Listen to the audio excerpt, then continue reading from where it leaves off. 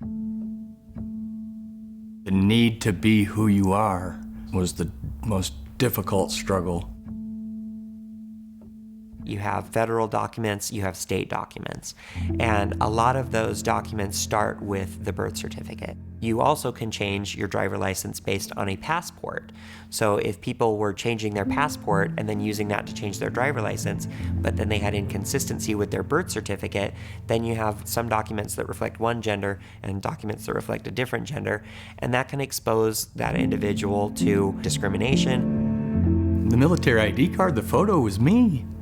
And the military ID card has no gender marker on it. So I go through the first screening, in those airports and thanked as a veteran. And then there's the driver's license, and that doesn't add up. I called Chris and I said, Chris, now it's not just a thing of convenience, now it's a validation of who I am and who other people will be.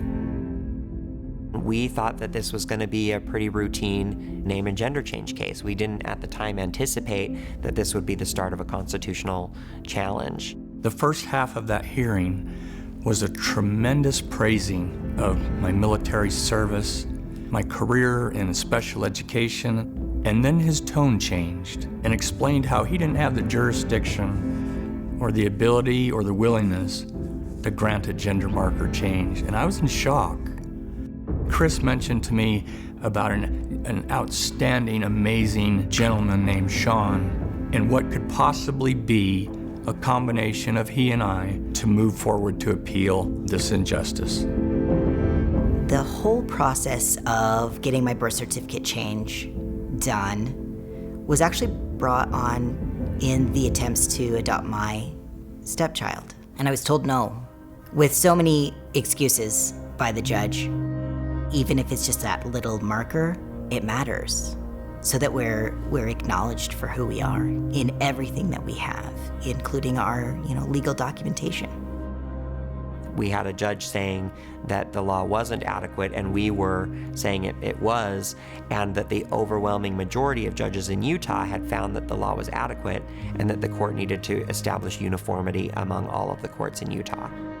We were arguing that in Utah, there is this common law right to change your identity. We had to go back and look at how name changes were being handled at the time of statehood. That research confirmed our position that even at the time of statehood in the 1890s, that there was this right to change your name and to have a person's identity match how they wanted to identify.